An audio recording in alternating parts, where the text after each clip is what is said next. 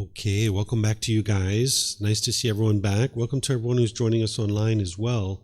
I'm going to move into this next talk of enlightenment. What is enlightenment? This is where you're going to understand this mental state that the Buddha achieved over 2,500 years ago and shared with countless people how to achieve that same mental state. And since that time, there's been countless people that have attained that mental state. And there's no reason why you can't experience that mental state as well. But in order to be able to understand, to be able to achieve it, you're going to need to know a bit about it, because it's going to help you to more easily navigate your way to it. And then once you arrive, when your mind's enlightened, you actually know that it's actually enlightened. So I'm going to be teaching you this topic, and then I'm going to be pausing a few times along the way, opening up for any and all questions that you guys have related to this particular topic. So first, it's helpful to understand that it's a challenge to understand what enlightenment is. If I sat here and explained to you what chocolate ice cream tastes like, and you've never actually tasted chocolate ice cream, at the end of our conversation, you'll know more about what chocolate ice cream tastes like, but you're not going to fully know what chocolate ice cream tastes like until you actually taste it yourself. So just understand that while I'll share with you what enlightenment is and how to attain it and all the different ins and outs about enlightenment, at the end of our conversation, you're not going to know 100% about what enlightenment is, and just understand that you're going to know more about it after our conversation than you do right now, but you're just not going to understand it 100%. But I encourage you guys to ask any and all questions that you like about this enlightened mental state, because I'll answer those for you and help you to be able to understand it. But just know that you're not going to understand 100% of what it is after our conversation. But as you're making your way closer and closer to enlightenment, and you're experiencing the qualities of enlightenment, that's when you're going to start to understand it more and more and more. Okay, so what enlightenment is it's a mental state that is attainable during this life or at death. You can attain this in the human realm and in the heavenly realm as well. That the mind is going to be completely peaceful, calm, serene, and content with joy. The mind will be steady, stable. It'll be unshakable. The mind will be relaxed and calm, but yet attentive and alert. Sometimes when we think about relaxed and calm, we think about, so relaxed and calm. But that's not the way the enlightened mental state is. It's the mind is relaxed and calm, but it's attentive, it's alert, it's crisp, right? It's clear. That's what the enlightened mental state is. So you can attain this mental state during this life or at death. Attaining it during life would be ideal, because then you'll be able to experience the rest of your life in this enlightened mental state where your mind's completely peaceful and joyful. It's a permanent mental state that once you attain this mental state, it's impossible for you to experience things like anger, sadness, frustration, irritation, annoyance, guilt, shame, fear, stress, anxiety, loneliness, boredom, shyness, resentment, jealousy. All of these feelings and others are completely eliminated from the mind. It's physically impossible for an enlightened being to experience those kinds of feelings, because the causes and conditions that produce them have been uprooted and eliminated out of the mind. Oftentimes people think what's causing these feelings is the outside world, but as long as you think that way, you'll actually never be able to understand the true cause and then actually be able to eliminate it. But once you understand tomorrow, when I teach the Four Noble Truths, what the true cause of these discontent feelings are, and then you understand the solutions, you'll be able to see that it's very possible for you to make your way to this enlightened mental state and experience this complete peace and complete joy. The way that this is being accomplished is that you're eliminating certain pollutions in the mind. When we refer to these at a high level, we refer to them as craving, anger, and ignorance. A more detailed description is called the 10 fetters, which I'm going to introduce you to here in a moment. But when we talk about these from a high level, they're called craving, anger, and ignorance. And you're going to learn about those on Wednesday morning when I teach you guys what this is. So an individual has purified their mind of these pollutions, and that's why it's performing in the way that it is, where the mind is cheerful and bright and uplifted, that it's not experiencing those disgruntled feelings any longer. The mind is unsteady, it's unstable, it's unshakable, that no matter what is happening in the world around you, your mind will not be shaken up. Even if your mom dies in the enlightened mental state, you can still be peaceful and joyful. You won't experience sorrow and grief and pain and displeasure. Oftentimes people think that that's associated with love, and that's the reason why you're grieving at the time of someone's death, but it's actually not true. It's the mind's pollutions that are causing that, and you're going to understand that more and more as we go through the course. The enlightened mental state is what I've been describing to you here so far, that it's a mental state that you're attaining during this life or at death. But the path to enlightenment is a purification of the mind, where you're actually purifying the mind of these pollutants that are keeping it in the unenlightened state. Sometimes people describe enlightenment as happiness. While there's plenty of happiness in the enlightened mental state, I don't describe it as happiness or ultimate bliss, because you know what happiness feels like. You experience conditional happiness, that based on some condition, you will then be happy. But then when that condition isn't present anymore, you'll be sad or frustrated or agitated or annoyed or some other discontent feeling. So the happiness that you experience in the unenlightened state, it's temporary. It arises, it changes, and it fades away. This is called conditional happiness. The happiness that you experience in the enlightened mental state is unconditioned. There doesn't need to be any condition that is met in order to be able to experience that. So in the unenlightened state, it's kind of like if my mom and dad do this, if the weather is this, if my bank account is this, if I have this type of house, if I have this type of car, if my friends do this, then I'll be happy. Right? It's, all these things have to be true, and then you'll be happy. So the amount of happiness you have actually shrinks because you sabotage your ability to be happy, because you have all these expectations of what you want in order to be happy. In the enlightened mental state, you're beyond that you don't have any conditional happiness. The mind is an unconditioned happiness or joy, where the mind's glad and cheerful and bright and uplifted. This ultimate bliss that people talk about associated with enlightenment, this is actually usually experienced in the first jhana. There's these 4 preliminary phases that the mind goes through on its way to enlightenment.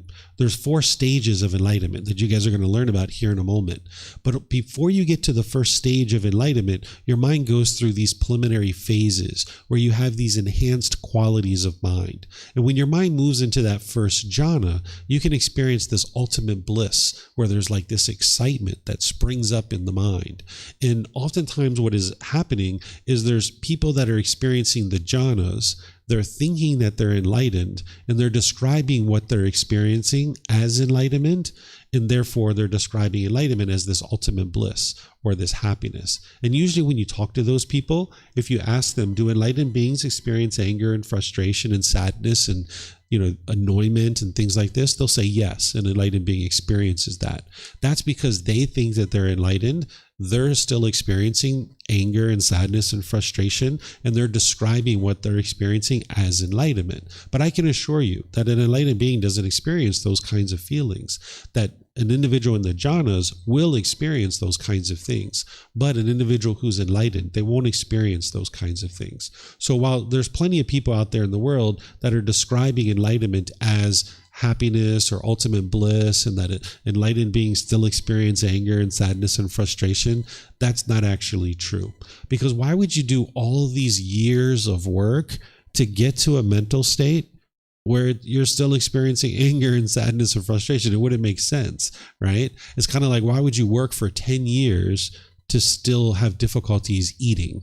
Right? You wouldn't do that. Like if you were working and you were developing your skills and your income, you would like to be able to afford food, right? It's the same kind of thing. So these jhanas, these enhanced qualities that people are experiencing, it's like night and day. When you're off the path to enlightenment to when you're in these jhanas, it's like, whoa, you can really notice that your mind is experiencing those enhanced qualities. And because it's so monumental as you're experiencing these jhanas, people oftentimes think that they're enlightened, but they're not enlightened yet. There's actually more room to grow and develop to be able to get to the enlightened mental state. So I don't describe enlightenment as happiness, even though there's plenty of happiness in the enlightened mental state. But it's not the same type of happiness that you experience now. It's not conditional. It's unconditioned happiness or unconditioned joy. There doesn't need to be any condition met, where you wake up in the morning, you're already happy. Before you even woke up, you're already happy. All day long, you're happy. And then when you go to sleep, you're still happy. But the happiness isn't like bouncing off the walls like, wow, I'm so happy, yay. It's not that kind of happiness, right? That's like this excitement, this elation that the mind is in. And when the mind does that, then you do the crash too, or you're sad and you're frustrated and you're angry. That's not what the enlightened mind is experiencing. The mind is cheerful and glad and bright and uplifted. It's easy to smile. This is why they call Thailand the land of smiles. I don't know if you've heard this, right? It's the land of smiles, because when you're inwardly content, inwardly peaceful, it's easy to smile, right? So that's where that's coming from, is that unconditioned joy, that unconditioned happiness. Okay, so this is what enlightenment is. The advantages of attaining enlightenment is that the mind's going to be completely peaceful, calm, serene, and content with joy. It's a permanent mental state. You will never experience any other discontent feelings ever again. It's physically impossible. It's kind of like you climb this mountain and you get to the top of the mountain and you get to enjoy the view and the fresh air for the rest of your life, right? Typically when you climb a mountain, it's a lot of work to get to the top, but then you got to come back down, right? But this is the kind of mountain that if you climb it, you get to enjoy the view and the fresh air for the rest of your life, that it's a permanent mental state. You'll notice that there's a high degree of focus, concentration, memory, and clarity of mind. And this is because you've purified the mind, that you no longer have these pollutions that are bogging your mind down. You're going to be introduced to those here in a moment. So when you uproot those pollutions out of your mind's performing optimally. And this is why you see the focus, the concentration, the clarity, and the deep memory in the mind. You'll no longer experience any of these discontent feelings. You'll hear me say this many times if you end up learning with me a lot. The sadness, the anger, the frustration, irritation, annoyance, guilt, shame, fear, stress, anxiety, loneliness, boredom, shyness, resentment, jealousy. All of this and others is eliminated from the mind. It's the same cause and condition that is producing all of these feelings. That's why you can actually eliminate them, by eliminating those causes and conditions. By the time you get to enlightenment, you'll have deep wisdom about the world around you.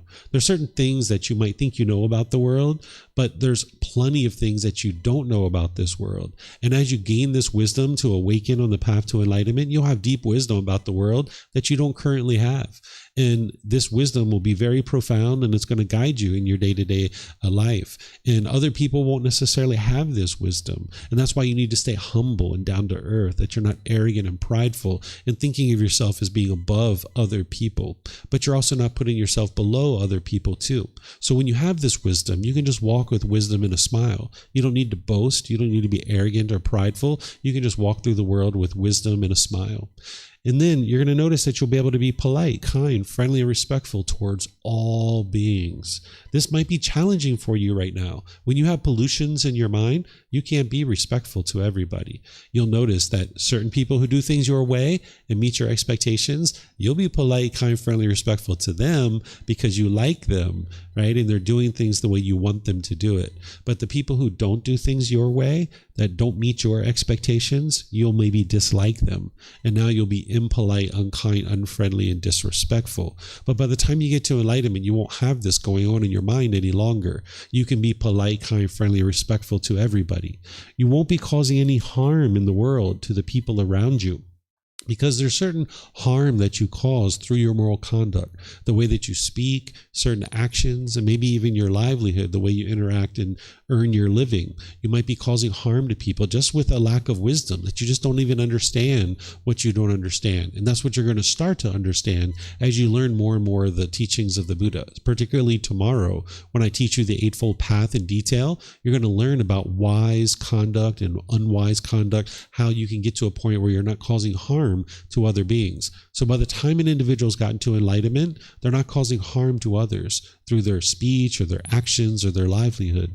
And because of that, politeness, kindness, friendliness, and respect towards all beings, because of not causing harm to others, you're going to notice that your personal and professional relationships are at ease. They're really blossoming, that you don't have this bitterness and harshness and animosity and resentment in your relationships any longer. Because when you're putting out that bitterness and harshness, it's just coming back to you. But if you purify your mind and you're just being polite and respectful to everybody, and you do that for an extended period of time, for multiple months and years, more and more there's going to be people around you who are treating you exactly the same way. And you're going to notice that people don't treat you in impolite, unkind, unfriendly, and disrespectful ways. An enlightened being can occasionally experience this, where 99.9% of the time, people that are around them are treating them just fine. But every once in a while, you'll have somebody that'll treat you in a way that's impolite, unkind, unfriendly, and disrespectful. But as an enlightened being, it doesn't affect your mind. Your mind's completely peaceful and completely joyful. Where today, if somebody treated you in a disrespectful way, you might be angry or frustrated at them. But by the time your mind gets to enlightenment, you don't have that any longer. You understand, and your mind's been completely transformed. You're not craving for everybody to be polite and respectful. So by the time you get to enlightenment, you're not even in a bad mood anymore. It's physically impossible for you to experience a bad mood. The causes and conditions that are producing it have been uprooted and eliminated from the mind. You'll notice that you no longer experience tiredness or exhaustion, right? And in the unenlightened state, you'll get to the end of your day, you'll be exhausted sometimes. You'll be completely tired. That's because you're out there chasing all your cravings, your longing, your yearning. And if you get what you want, you'll get to the end of the day and you'll be like, wow, this was a great day. Oh my goodness, this was so wonderful. This was the best day ever. But if you go through life in a certain day and you're not getting what you want and what you expect, you'll be tired, you'll be exhausted, you'll get to the end of the day, you'll be like, this was such a hectic day. This was a horrible day. That's because the mind wasn't getting what it wanted, right? So by the time you get to enlightenment, every day is an enjoyable day. You'll be living the ideal life for yourself. There's nothing about your life that is unenjoyable. You'll actually enjoy every single aspect of your life. So these are some of the advantages of actually making your way to enlightenment. The way that you get to enlightenment is you're going to need to learn, examine, and investigate certain teachings that the Buddha shares. You're going to need to reflect on those teachings to independently verify them, whether they're true or they're false.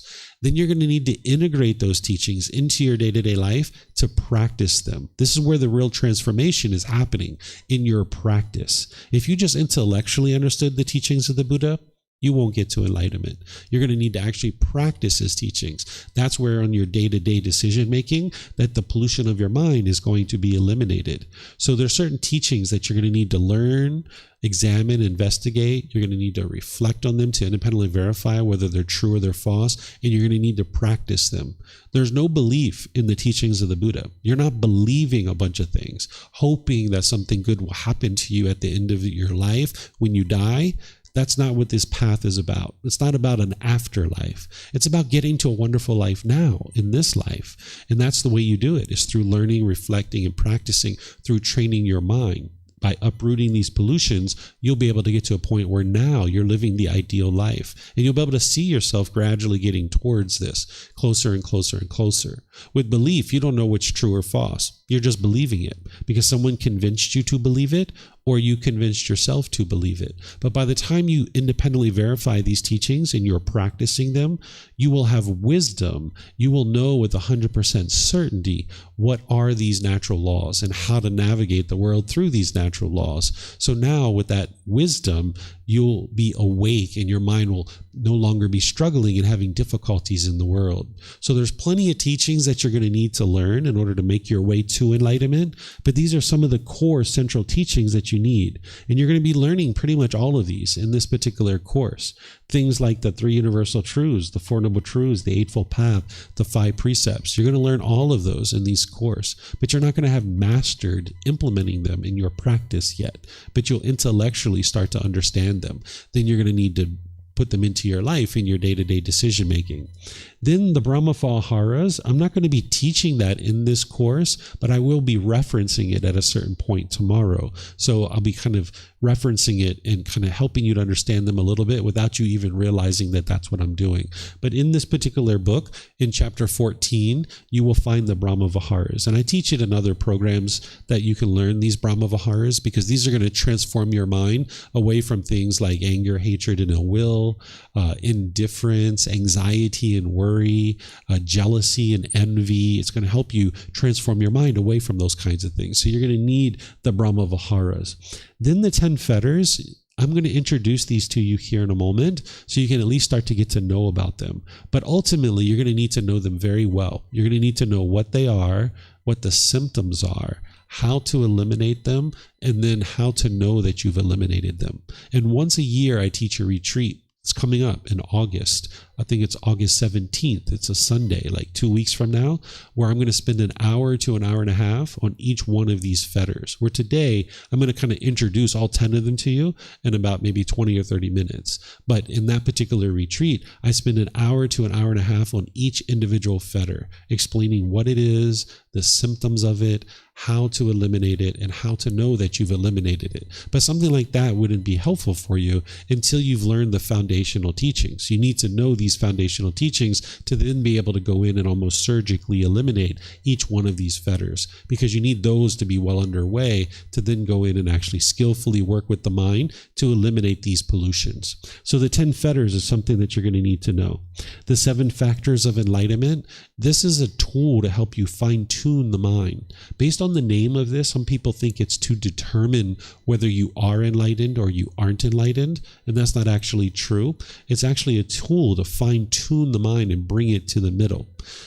Then you're going to need extensive meditation training. You can get that started this week, where you're learning about breathing mindfulness meditation in the 4 different positions, and then ultimately you're going to learn other types of meditations. There's only 4 meditations that the Buddha taught. Nowadays, there's hundreds and maybe thousands of meditations in the world.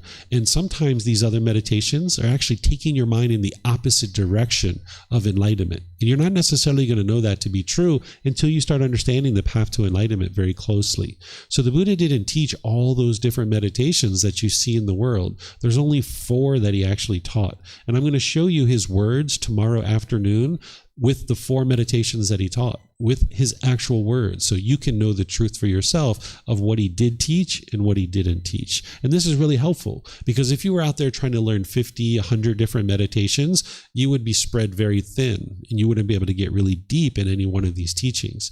But if you're learning these 4 meditations, and it's really 2 that are the primary forms, then you can understand them really well and get really deep into that practice and actually reap the benefits of having practiced these particular meditations. So I'm going to show you his words on the 4 meditations that he actually taught, so you'll know what he actually taught.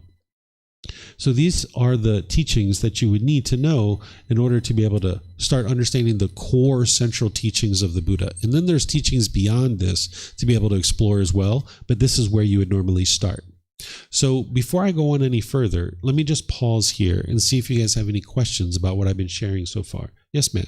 By the way, once you get a mic, if you'd like to keep it with you, that way you'll have it with you should you be interested to ask a question. I just have a very weird question, maybe. It's that if we don't have those bad feelings, does it make us less human? As a human, we come here to experience different things, different feelings. But if we don't even feel sad when someone close to us leave us, so I think that made me feel sad thinking about this. So I don't know if it's a good way that we lost all those bad feelings. Yeah, I don't think of it as good or bad feelings, but it's not making you less human to eliminate those. It's actually making you more human, because an animal is going to have disgruntledness and agitation, and it's going to be bitter and harsh and hostile and aggressive with other animals. But we're human beings. We can evolve beyond our animalistic instincts, where we essentially evolve like a species. The human species can evolve. We've been evolving all throughout humanity, but we can actually evolve to the point where we no longer experience anger and sadness and frustration. And that doesn't make us less human. It actually makes us more human, because we've evolved past our animalistic instincts.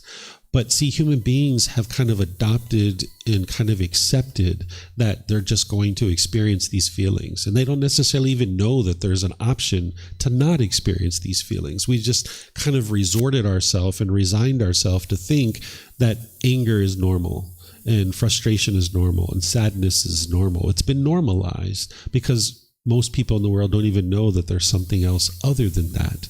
You know, Thailand, the way that these teachings work is you don't go out on the street corner hitting a drum and holding picket signs and trying to convince people to learn these teachings. So these teachings have existed for 2,500 years, and the vast majority of the world doesn't even know what enlightenment is. That's the reason why I share this at the beginning of this course. But once you understand what it is, and you realize that you can opt out of anger and sadness and frustration, then it's like, whoa, this is actually really helpful, right? Because you don't need to keep experiencing the painful feelings to be able to then enjoy a life full of peace and joy and happiness. You don't have to keep experiencing those struggles and difficulties over and over. You can, just like you opt out of a mailing list and you're like, hey, I don't want to see your emails anymore. I'm going to opt out. I'm going to unsubscribe.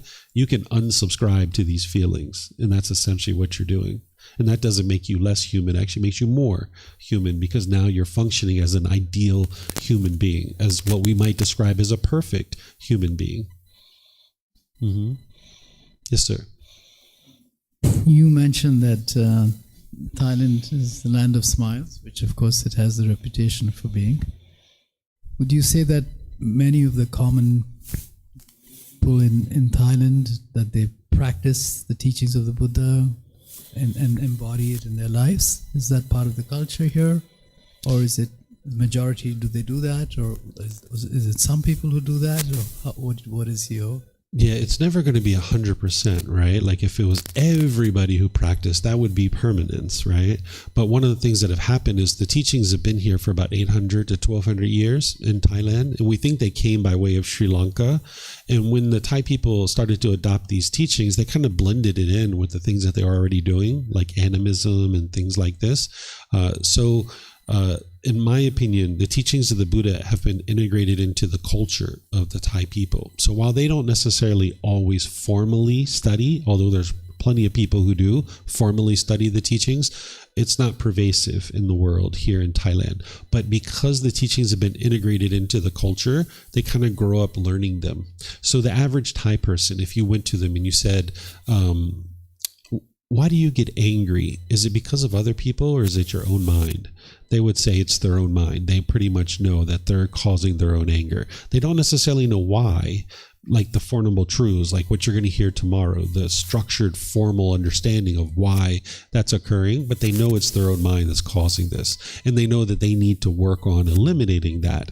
Or things like speech, like they know that it's unwise to be bitter and harsh and hostile to people. So that's why you see, particularly here in Chiang Mai, people are quite gentle, quite peaceful, quite joyful, because it's been integrated into their culture and they've been learning it as they're growing up as a child. But they're also learning a lot of other things too that aren't the teachings of the Buddha.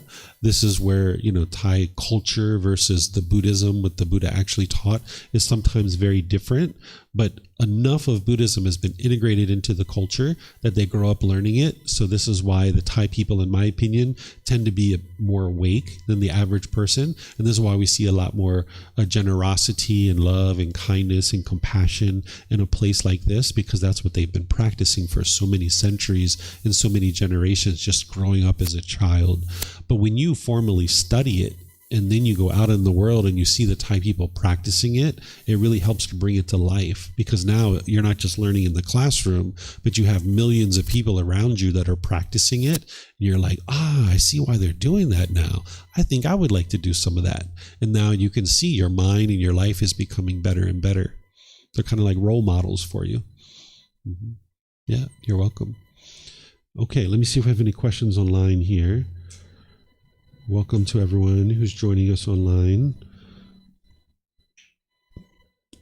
All right, I don't see any questions online. So now I'm going to introduce you guys to the 10 fetters. These are the 10 pollutions that the Buddha discovered in the mind, and everything that he's teaching in one way or another is helping you to eliminate these. So I'm going to teach you guys plenty of things in this course and other courses, and it's all working to eliminate these 10 fetters. You usually don't start focusing on these until later in your development, but it's good to have an introduction to them right up front so you understand what is the underlying causes that are producing these discontent feelings in the mind. And just understand that everything I teach you, whether it's the Eightfold Path or whether it's the 5 precepts or meditation or anything else, is helping you to eliminate these 10 fetters. And then there's a certain point in your practice where you start kind of pivoting and you start focusing on these more directly. But initially, when you first get started, all you really need is an introduction to them. So I'm going to introduce you to them so you can start to understand them a little bit, because this is the whole thing that you're working to eliminate out of the mind. They're referred to as the 10 fetters. Some people call them pollutions or taints or defilements of the mind. They're referred to as the fetters because during the lifetime of the Buddha, if you were a criminal and they were trying to keep you confined to a certain area, they would attach a fetter around your ankle. This was a shackle and a chain and a ball. And now they would just keep you in a field, right? So all these prisoners would just be in this open field with a shackle and a chain and a ball around their ankle. And this is how they kept them trapped in that particular area. Where today we put prisoners in jail cells or prison cells, where during the lifetime of the Buddha, they would attach a fetter to your ankle. So when the Buddha discovers these 10 pollutions, he refers to them as fetters because it's keeping the mind trapped in the unenlightened state. It's confined. But just like the prisoner, when you release the fetter, they're free, they're liberated. It's the same thing that when you eliminate these fetters out of your mind's free. It's liberated. Where when your mind is bound up, you get angry, you get frustrated, you get sad or angry or these other kinds of things. Your mind's all bound up. But when you free it of these fetters, it's like freeing the prisoner, that is now free, that your mind is no longer bound up with these strong feelings any longer. So each one of these pollutions, like I mentioned, there's a retreat where I spend an hour to an hour and a half on each one of them, but I'll introduce you guys to these so you start to understand what the Buddhist discovered and what you're actually working to eliminate. So this first one is called personal existence view. This is where the mind clings to a self-image or a self-identity, this body or this mind, thinking that this is who you are as a person. And now you want to be perceived by others in a certain way. And if you're being perceived that way, you feel happy. But if you're not being perceived that way, you experience painful feelings like anger, sadness, frustration, or others. So for example, if you've ever been in a social situation where you spilled some food on your clothing and you were embarrassed, this is your personal existence view because your mind wanted to be perceived by others in a certain way.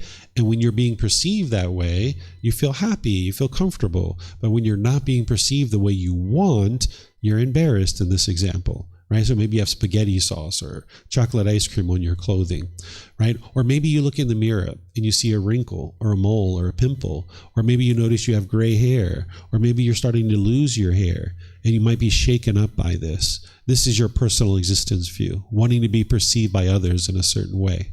Or say you've been in front of your closet and you've been sitting there thinking, who am I going to see today? And how do I want to appear? What clothing do I want to wear today? And you're thinking about this and really, putting a lot of thought into it. This is the mind's personal existence view of wanting to be perceived by others in a certain way and only feeling comfortable to go outside when you appear that way. So you might have put on a set of clothes, looked in the mirror, nah, that's not it. And you get another set of clothes, nah, that's not it. And you get a third set, and you're like, okay, now I feel comfortable to go outside, right? Or if you were like me when I was a kid, I used to get gel and mousse and I would rub it through my hair and I would try to get every little hair in exactly the right spot.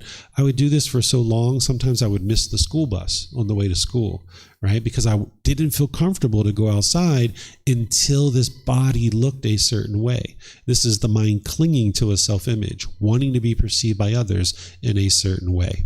But then there's a self-identity where your mind might be clinging to things like your culture, your ethnicity, your sexual orientation, your nationality, or your job or occupation, any number of things that you can cling to as who you think you are as a person.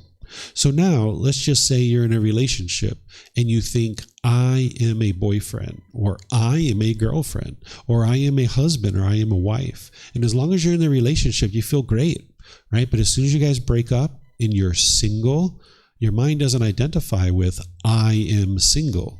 So now you feel uncomfortable and you think the way to solve this is to hurry up and get right back into another relationship.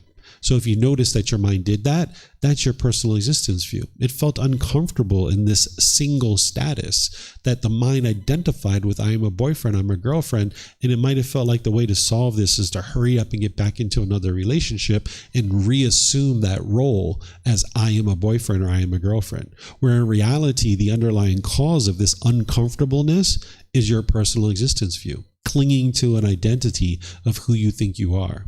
Or say that you have an identity like your nationality, like I am Chinese, or I am Indian, or I am a Brit, or I am American, or I am Pakistani, or I am Lithuanian, or I am Brazilian. Any of this I am around your ethnicity or your nationality, your culture. You could be at a restaurant And two tables over, they're talking very fondly about people that come from the country that you come from. And you're like, wow, they're talking about me. All Americans are lovely and kind and warm and gentle. I've never heard this before, but maybe somebody might say this at a restaurant, right?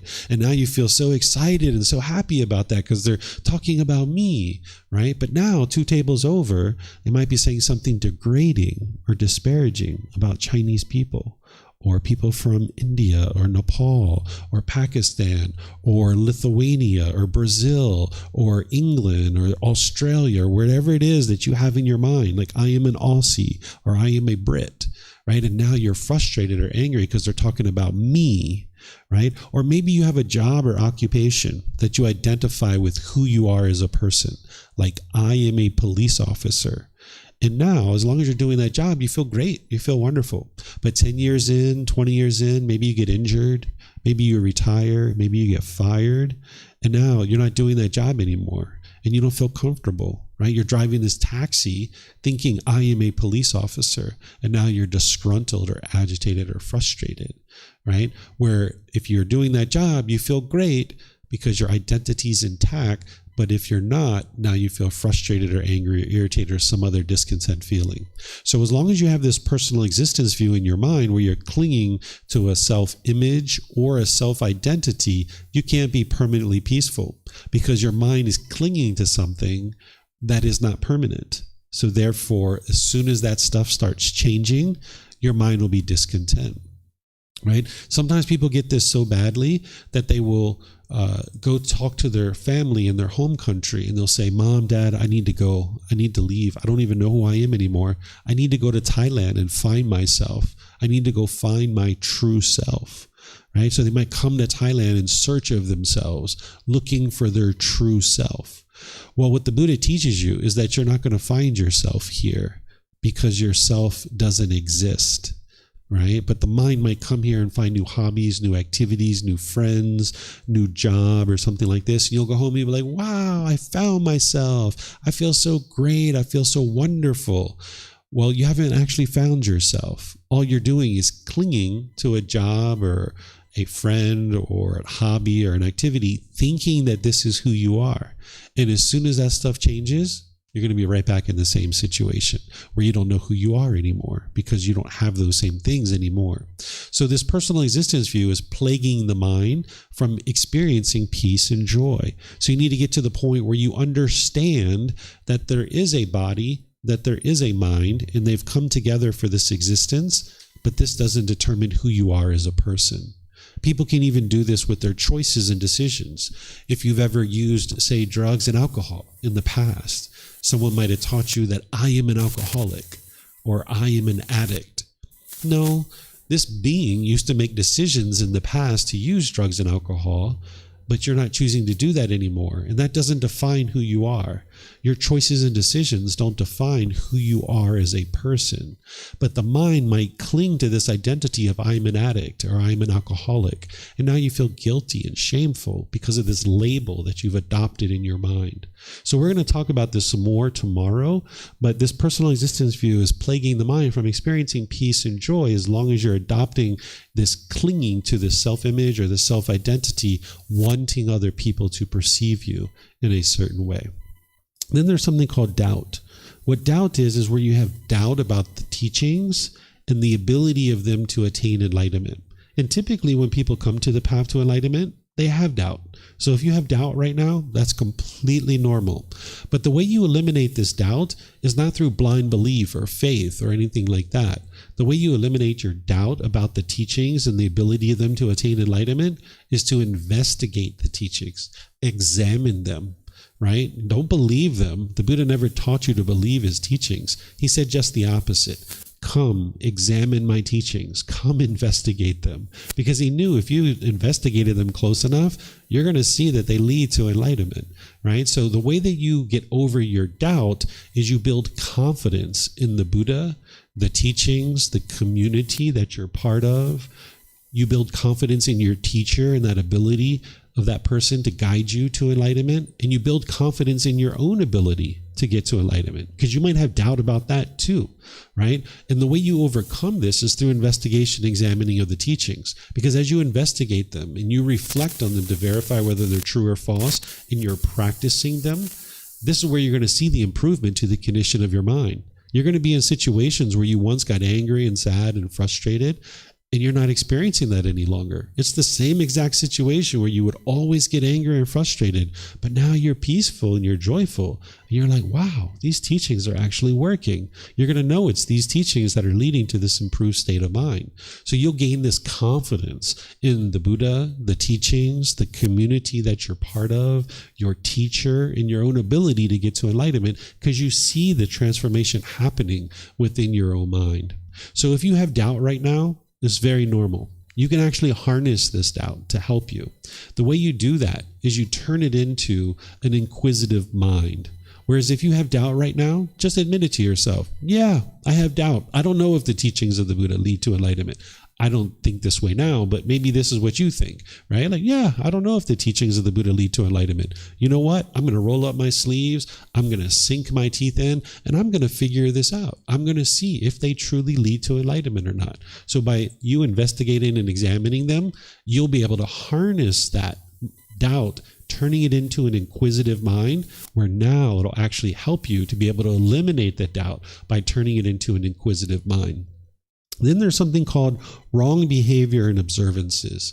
What this is there's two sides to this. Wrong behavior is that there's certain moral conduct that you're involved in that is unwise. And as long as you keep doing that, you won't be able to actually get to enlightenment, because if you're putting out harm through your moral conduct, this harm is just going to keep coming back to you. So if you're sometimes bitter and harsh and hostile or aggressive to people through your intentions, your speech, or your actions, you're causing harm in any way, you still have this particular fetter where there's wrong behavior. And it's just because the mind lacks wisdom and it has certain pollutions in the mind, and it's inhibited from actually practicing good, wholesome moral conduct. But as long as you keep putting out that unwise moral conduct, people are going to keep treating you in unwholesome ways. You're going to keep experiencing this unwholesome karma coming back to you. So part of what you're doing on this path is extinguishing your unwholesome karma by practicing wise decision making, discernment. And as you're practicing wise decision making around your moral conduct, the longer you do that for a consistent long-term period, you'll see more and more people treat you polite, kind, friendly, and respectful, because that's the way you treat other people. It's kind of like if you had an oil pipe that had busted and it was spewing oil all over the world, you're not going to go clean up the mess on the floor first. You're going to shut down the oil pipe so it's not continuing to spew oil all over the world. So it's the same thing, is that if you continue to spew unwise moral conduct into the world, that harm that you're causing is just going to keep coming back to you. It's just going to keep creating a mess for you. So you'd like to shut down that oil pipe as quick as possible through developing your moral conduct. So the Buddha taught you this at the very beginning of the path to enlightenment, is to improve your moral conduct so you're no longer causing harm in the way that you interact with people.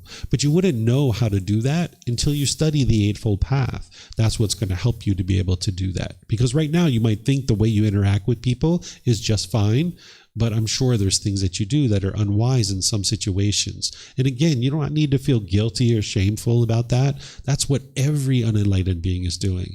And it's not until you cultivate wisdom that you can see this better way of life that the Buddha taught, right? The Buddha shared this better way of living this life, and you'll be able to see that. And you'll be able to eliminate this wrong behavior in treating people in a wise way, where you can experience wholesomeness coming back to you more and more and more. Then there's something called wrong observances. What this is that there's sometimes certain rites or rituals or ceremonies or worship that someone might be thinking is going to help lead to improvement in their day-to-day life. The whole underlying problem that the Buddha discovered about the unenlightened mind is it lacks wisdom. It has misunderstanding. It has confusion. He's guiding you to cultivate wisdom in order to be able to transform your mind. There's no amount of rites, rituals, ceremonies, or worship that's going to help you to cultivate wisdom. So the Buddha never taught any of those kinds of things. If you have seen those things attributed to the teachings of the Buddha, they're not the teachings of the Buddha. Those are things that people added after his teachings. So there's no amount of water that I can sprinkle on you that's going to help you to cultivate wisdom. There's no amount of strings that I can tie on your wrist that's going to help you to cultivate wisdom. There's no amount of wafers that you can put on your tongue. There's no amount of incense that you can burn that's going to help you to cultivate wisdom. So the Buddha never taught rites, rituals, ceremonies of worship because it doesn't lead to cultivation of wisdom and transformation of the mind. Whether somebody chooses to do those things or not, totally up to them, right? Your life, your decisions, your results. But your mind at least needs to understand, in order to eliminate this fetter, that these rites, rituals, ceremonies, and worship doesn't lead to improvement in your day-to-day life. That it's your decisions that are going to lead to that improvement in your life through the cultivation of wisdom. And now you'll experience improvement in your day-to-day life. So let's just say your family is having an event and they're going out to the church or the synagogue or the temple or the mosque or something like this. And you'd like to go along with everybody because you're hanging out with the family. Okay, go hang out with everybody. And when everybody starts doing these rituals and ceremonies and rituals and worship and rites and things like this, you just know in your mind, these things don't lead to enlightenment. It doesn't lead to the cultivation of wisdom. But whether you choose to be involved in this kind of stuff or not, it's a choice for you to make. That's what it means to get rid of the wrong observances, is that your mind understands these things don't lead to wisdom, but you might just be there with your family, just kind of hanging out because you guys are going to do some things as part of your event together, right? So this is wrong behavior and wrong observances. And someone will have eliminated that as they're making their way to enlightenment. Then there's something called sensual desire. This is where the mind is longing, yearning through the sense spaces, wanting permanently agreeable contact. Your sense spaces are your eyes, your ears, your nose, your tongue, the body, and the mind itself. The mind wants permanently agreeable contact. And if you get agreeable contact, then you will experience pleasant feelings. But if you have disagreeable contact, you will experience painful feelings when you have sensual desire. So for example, if you're at a stoplight and someone pulled up next to you with music that you really liked, and you hear this sound in your ear, you're like, whoa, that's my jam. All right, let's have fun. Let's dance, party, party, party, right? You feel really excited because you're hearing this agreeable sound. You're having this agreeable contact in your ear.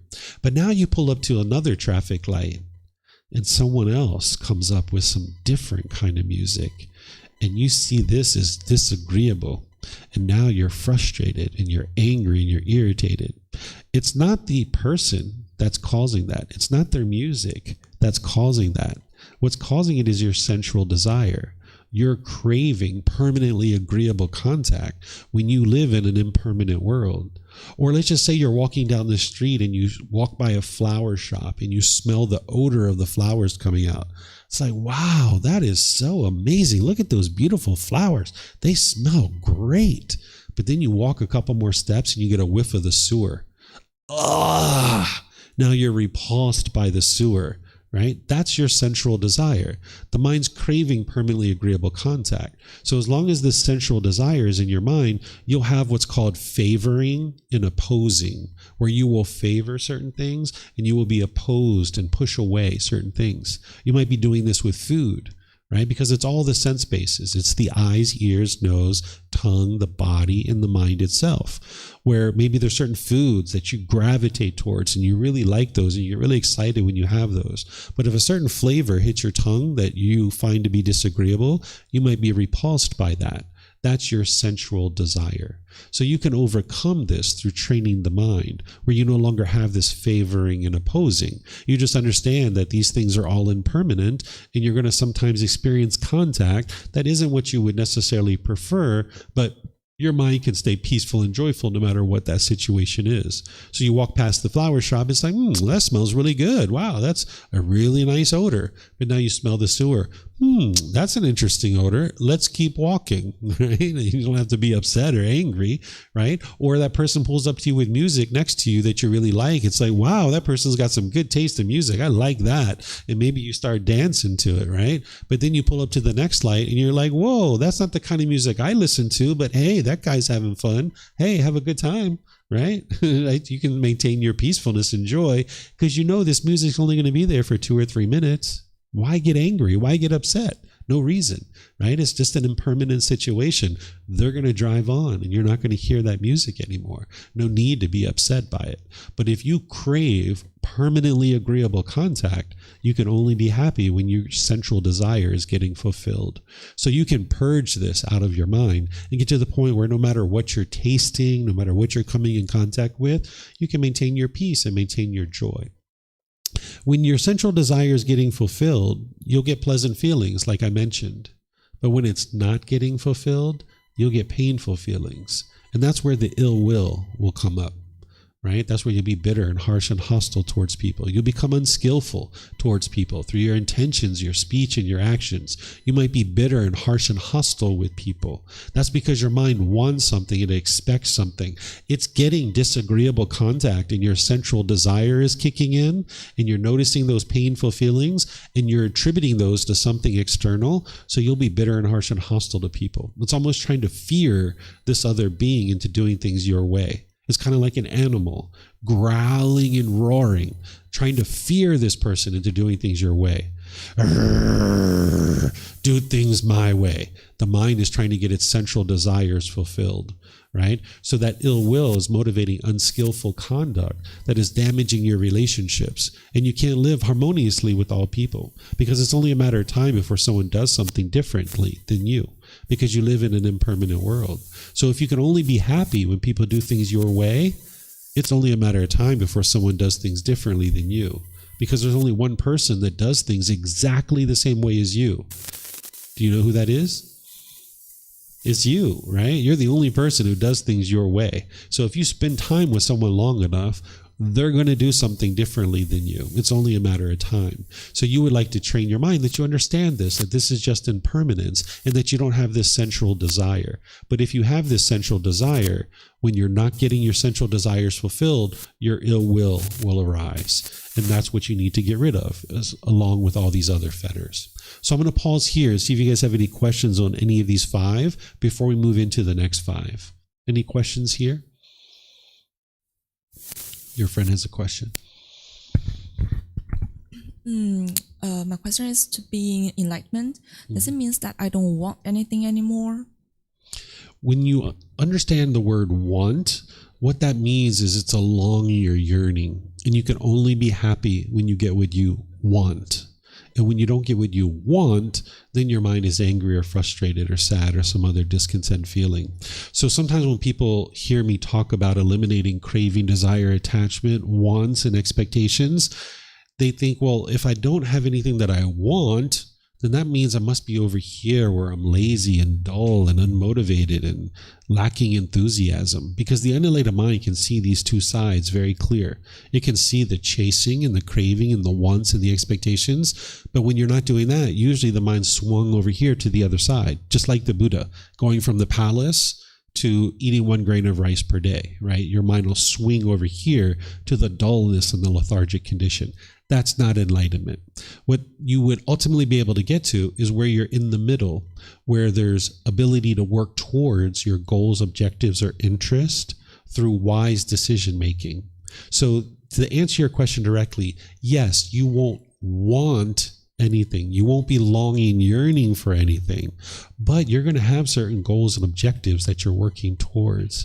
But right now, you might have certain goals in your mind that if you accomplish that goal, you'll be really happy and excited. But if you don't accomplish it, you'll be frustrated and agitated. That's not actually a goal. That's a craving, desire, attachment. That's a sensual desire masquerading as a goal. A true goal, you can work towards it. And if you attain it, great, that's fine, that's wonderful. But if you don't attain it, you can still maintain your joy, right? So if I'm 80% of the way towards a goal, I can look at it and say, I didn't meet this goal. So I could extend my timeline, give myself some more time to accomplish this, or I could add some resources to make it easier for me to be able to accomplish this goal. Or, you know what? 80% is just fine. I don't need anything more than that. That's completely fine. And now you can maintain your joy. But if it's a craving, desire, attachment, if it's a central desire, you can't do that. You can only be happy if you get what you want. So this middle way is that you work towards goals and objectives through wise decision making. So one of the goals of the Buddha was for his teachings to reach the entire world. And he knew that they would do that someday, but it wouldn't be during his lifetime. So he was working towards a goal that he was never going to experience during his lifetime. Right? So he had ambition, he had enthusiasm, he had motivation to be able to share his teachings into the world, but he wasn't chasing, he wasn't longing, yearning, he wasn't wanting and desiring it. But he also wasn't over here where he was dull and lethargic and could care less about what happened in the world. His mind was in the middle, where he could gradually share the teachings with ambition and enthusiasm and motivation, with wise decision making. And that's what you'll be able to do. But your mind doesn't know how to do that in the unenlightened mental state, because it'll swing back and forth where you'll chase. And when you're not doing that, you'll be all the way over here feeling dull and bored and lethargic and lazy. So you need to learn how to come to the middle where you can pursue things and not form your feelings based on whether you get that thing or not. And just gradually work towards it with wise decision making. And that's what the Eightfold Path is going to help you to be able to do. But regarding to my life, I think I study hard because I want to graduate, have a good grades, and then get a good job. Mm-hmm. And if I don't want a good job that much, will I lost my ambition and the other efforts that I want to make? So right now, you're motivated by those pleasant feelings. You want to get that education, that certificate. You want to get that money. You want to get that title. And then you can maybe go to your parents and say, hey, look, guys, look what I got. And now you'll get so happy and excited because they're smiling and they're so happy for you, right? So you're motivated based on chasing those pleasant feelings. That's what you're used to now, based on your craving, desire, attachment. But there's a better way of life, because that chasing that you're doing, you can only be happy if you get what you want. Or let's just say that you had some kind of injury and you needed to postpone your education. Or let's just say you couldn't work for 3 or 4 years or something like this. Now you're not getting your money. You're not getting that education that you were looking to get. Now you feel unmotivated. You feel dull. You feel so sad. You feel like less of a person. You feel like a failure because you're not getting what you want. So you need to be able to learn how to come to the middle and pursue that education and pursue that job, because you have a need for this. That you need a certain income, that you need a good job, that you need a house and a car and these kinds of things in order to sustain your life. And now you can work towards it as a goal, objective, or interest. And you don't necessarily know exactly when you're going to get it, but you can work towards it and you can feel pleased no matter what. So for example, when I was in college, I had a medical issue right at the end of my college, and I had to postpone my college graduation for 1 year. I was very sad during that period of time because I thought I was going to graduate at a certain time, and I was really longing, yearning for it. But I was sad because I had to postpone it, right? Whereas if my mind had understood these teachings and I trained my mind, I would understand like, hey, I can just pause this, deal with the medical condition, and then I can go back out to college and I can get my degree, which is ultimately what I did, right? But at that time, for those probably 8 months, 10 months that I wasn't studying, I felt very miserable. I felt very horrible because I was identifying with, I am a student and I need to graduate and I need to get this job and I need to prove to everybody how good of a person that I am. Where when you set aside all that longing, yearning, and you just make your way towards the decisions that you're making through wise decisions, you can maintain your happiness no matter what, because you're not chasing pleasant feelings. Instead, you're making wise decisions towards certain goals and objectives that you have in life. So there's no harm in having money. There's no harm in having a good job. In fact, there's very rich and wealthy enlightened beings in the world that are multimillionaires, right? So there's no harm in having the money. That's not the problem. It's that you're acquiring it ethically, morally, you're not causing harm to others, and then you're not tied to it. You're not holding on to it, craving for it to be permanent, that you're willing to share with other people. So you can work towards all the same goals and objectives that you have right now, but instead of chasing them and forming your inner feelings on them, bring that to the middle where you gradually work towards them without that longing, yearning. But your mind just needs to learn how to do that because it doesn't know how to do that because you haven't learned that yet. Yeah, you're welcome. I have another question. It's about my daily behavior. For example, for the example that you just told us about the music, for example, I imagine if I was in that situation and I listened to a very a music that I don't like, maybe I would just roast with my friend. Like, for example, it's a very shitty taste, or I don't like the music. Why should he playing this kind of music?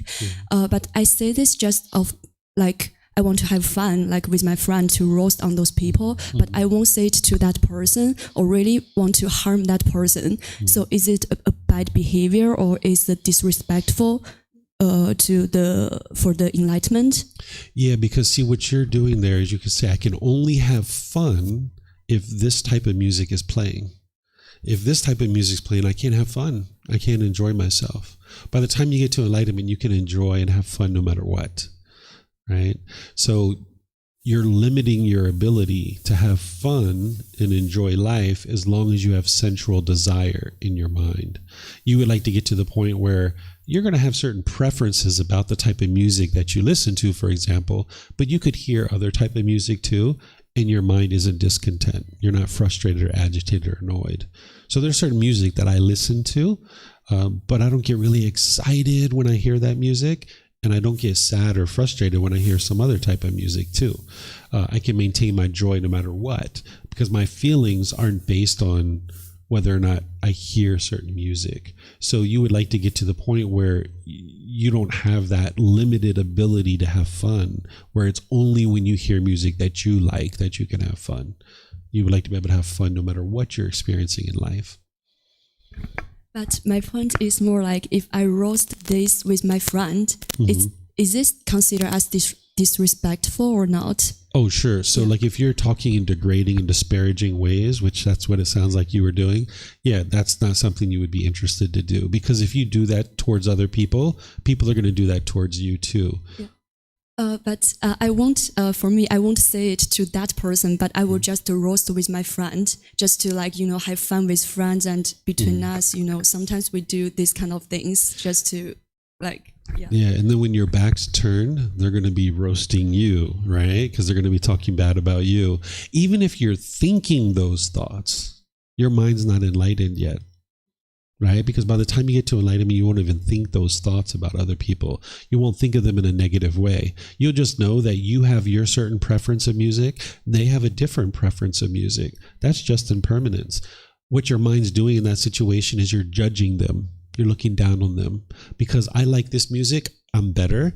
They don't like that music, so they're lower of a person. This is the mind being an animal, having a certain pecking order that I'm up here and they're down here. So by the time you get to enlightenment, you won't have that in your mind anymore.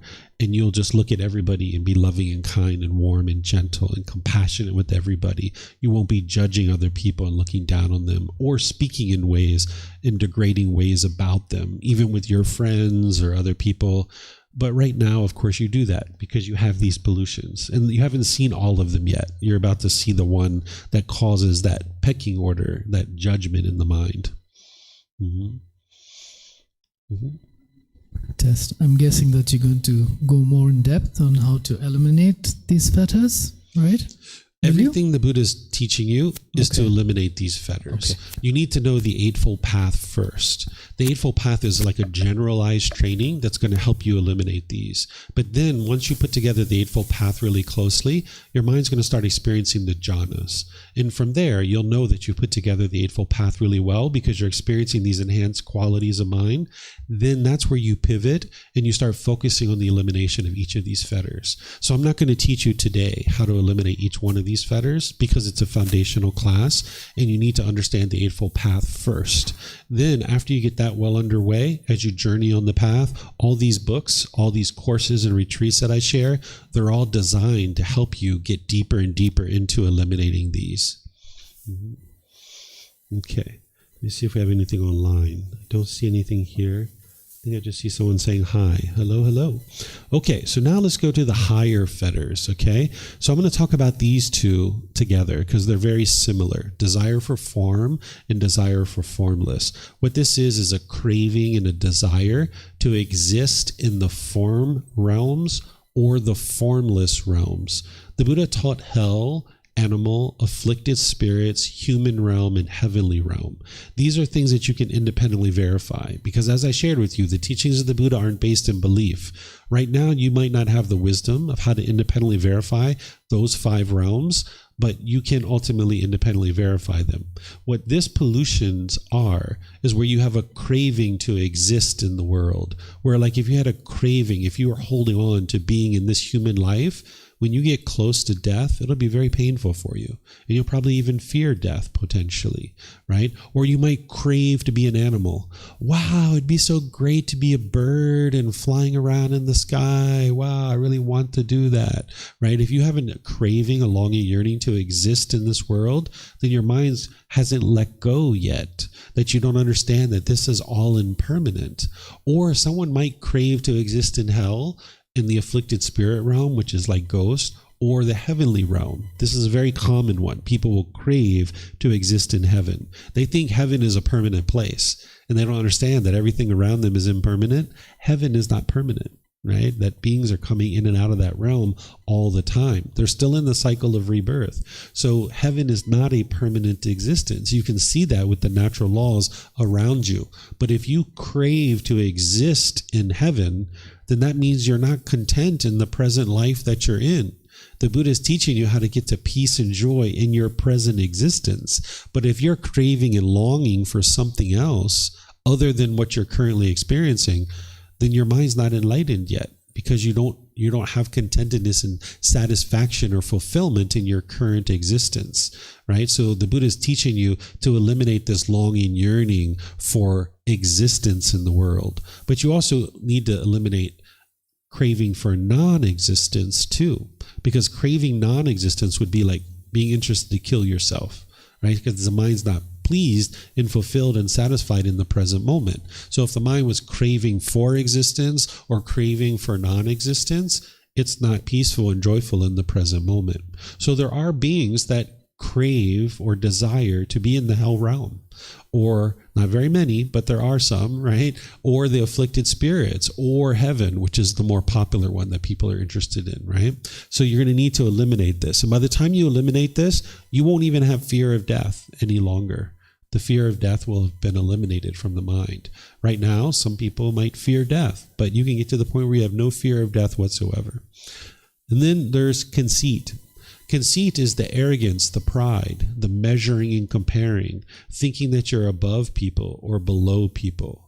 This is just as detrimental to put yourself below people as it is above people. If you put yourself above people, when you walk around and talk with people, you'll talk down to them in degrading and disparaging ways. And people don't like this, and they will push you aside. They'll be disinterested in associating with you.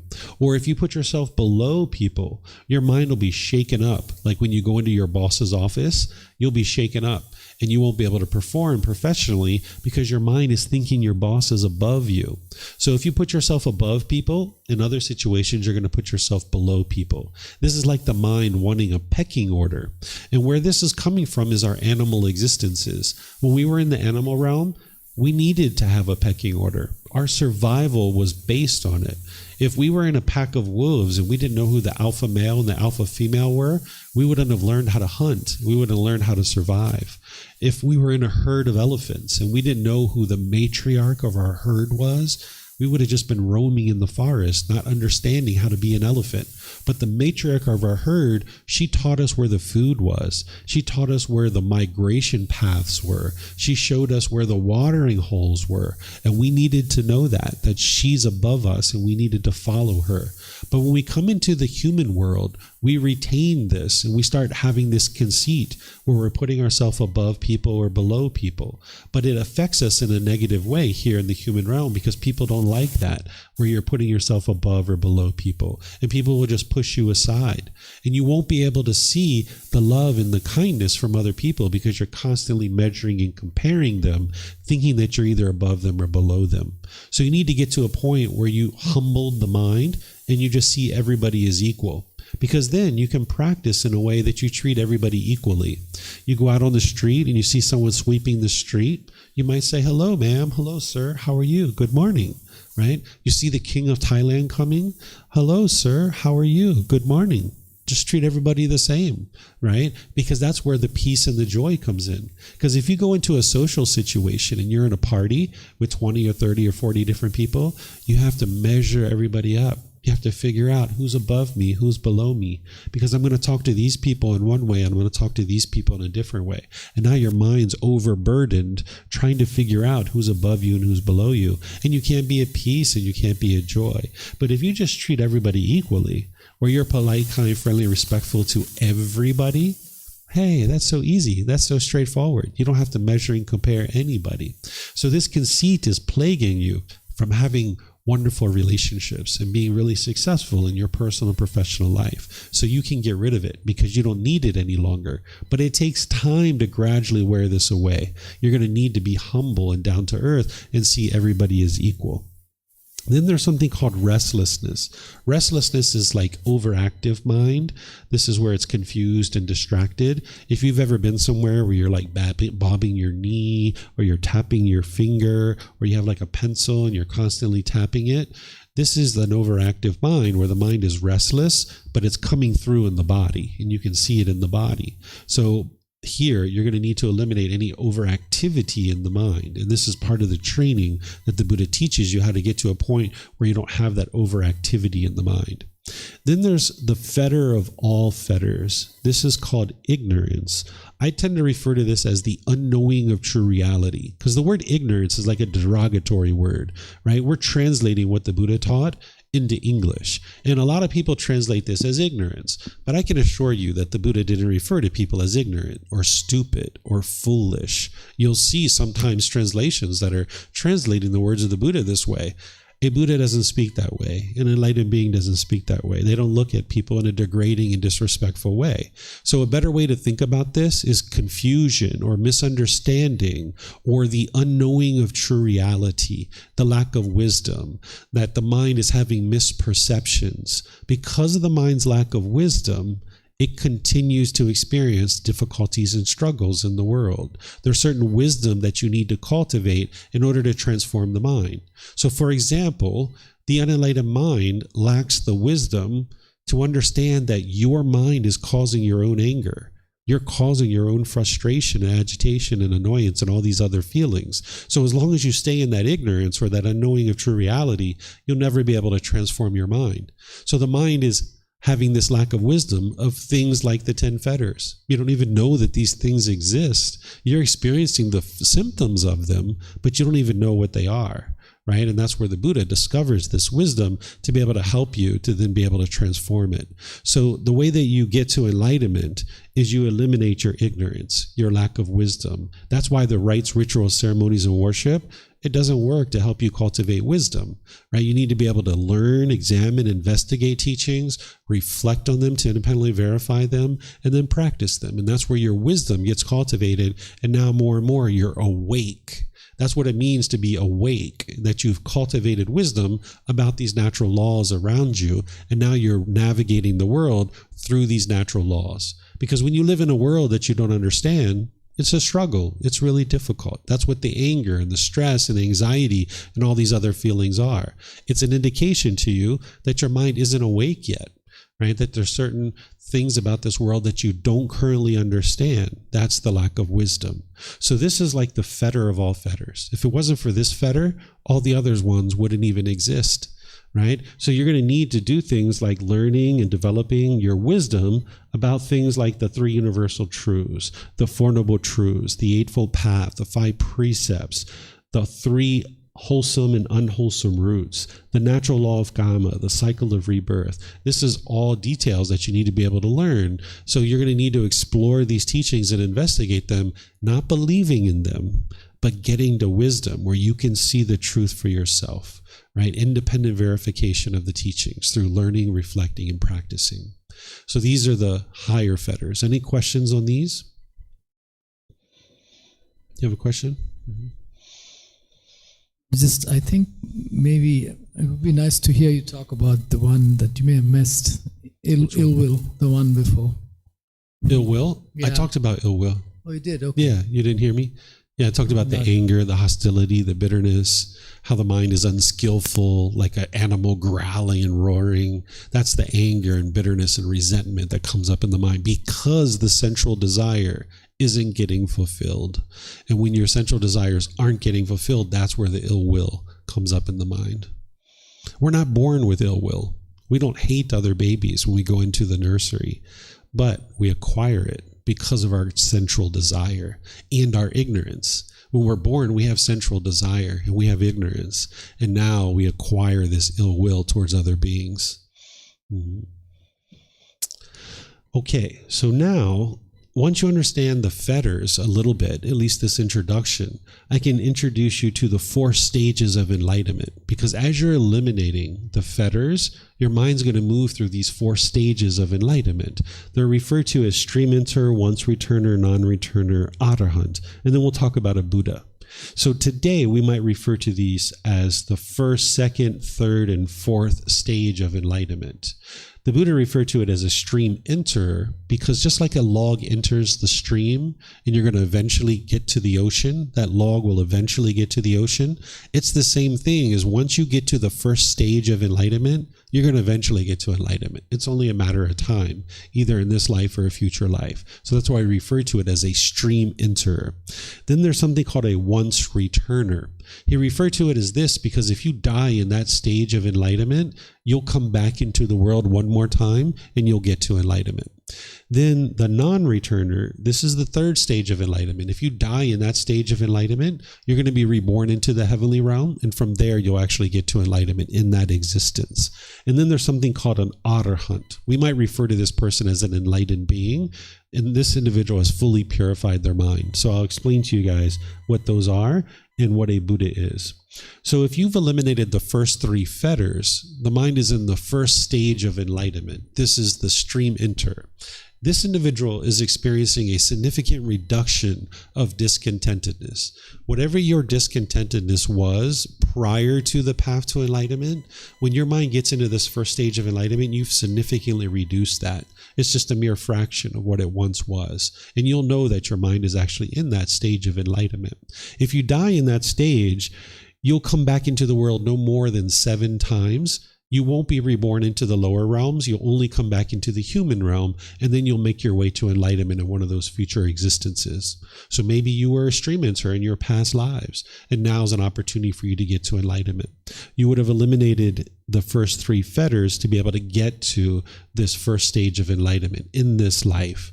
If you die and you come back, you still have these same fetters, but you'll be able to more easily make your way back to the teachings in that next life.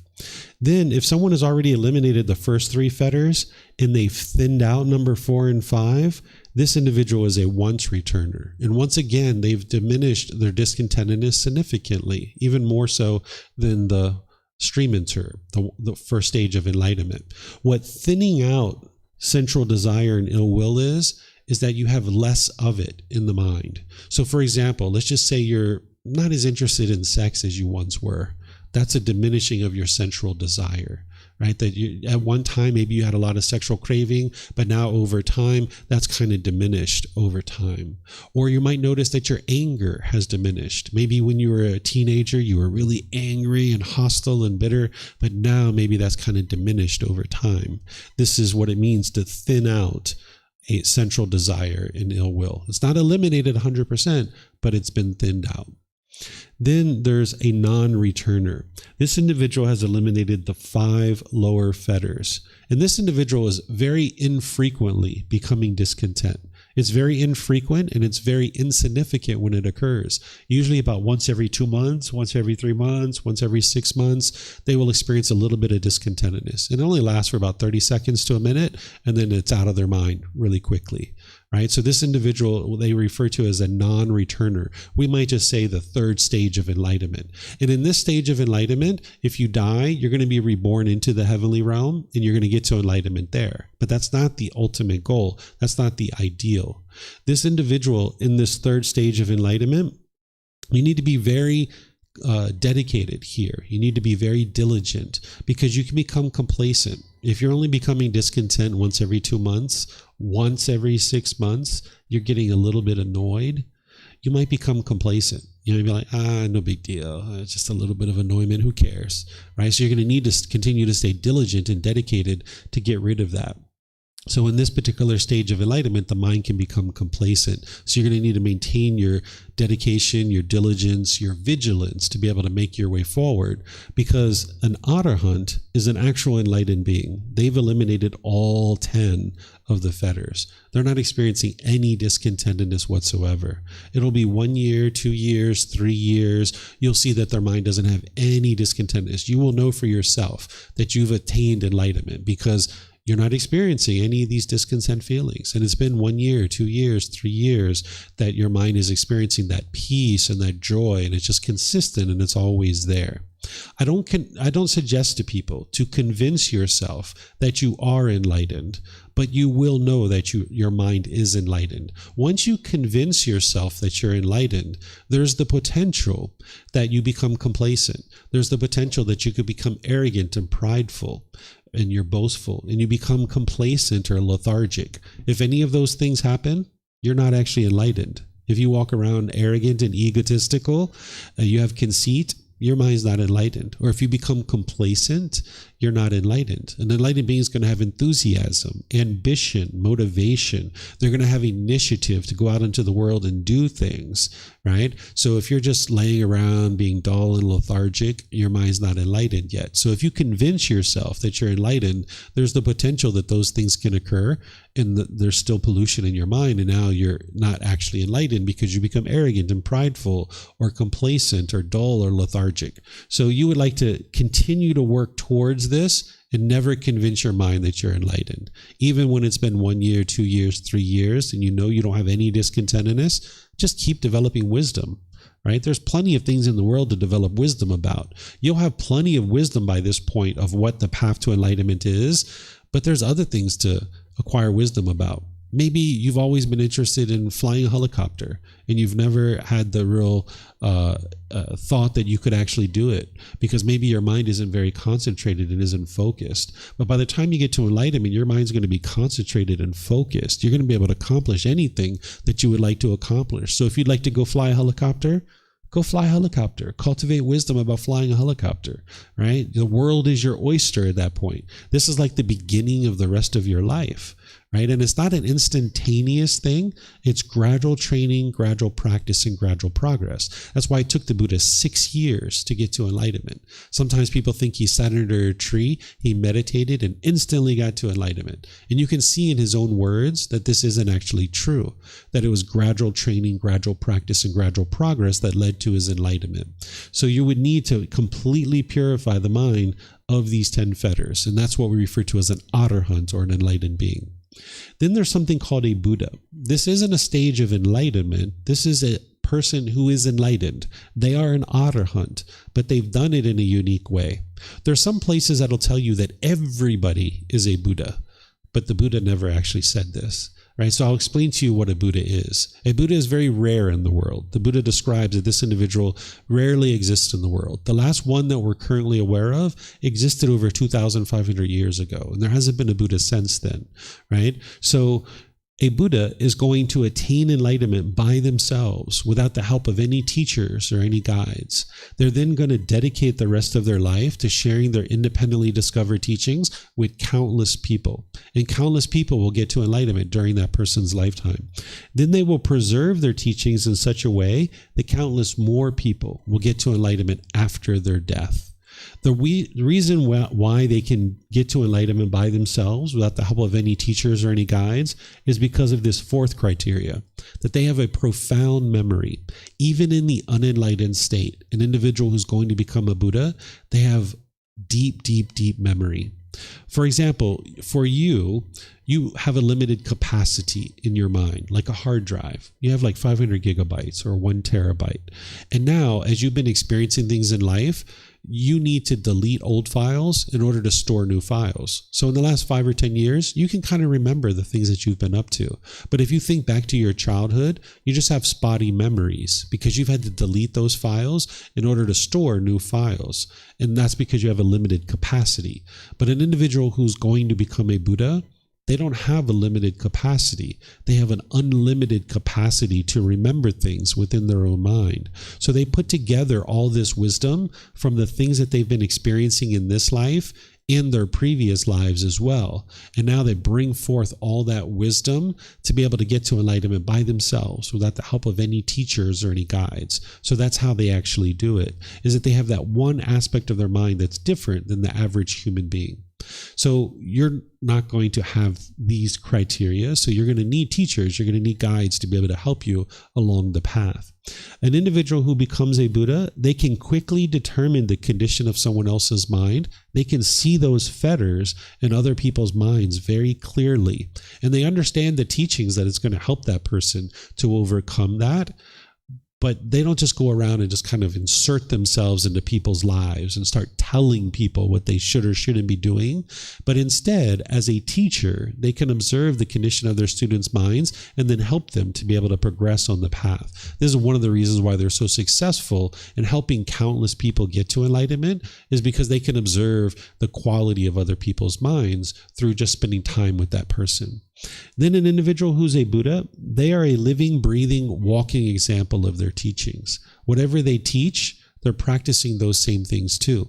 Because a Buddha understands that they're teaching just as much through their spoken words as they are through their actions. So they're going to be teaching through their actions as well. They're essentially like a role model, helping other people to be able to see what it takes to get to enlightenment through modeling that conduct in those decisions. So a Buddha is teaching through their actions just as much as they are through their spoken words.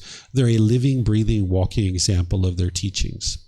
So this is what a Buddha is, that meets these criteria. These are the 3 main criteria, but then there's these other criteria as well.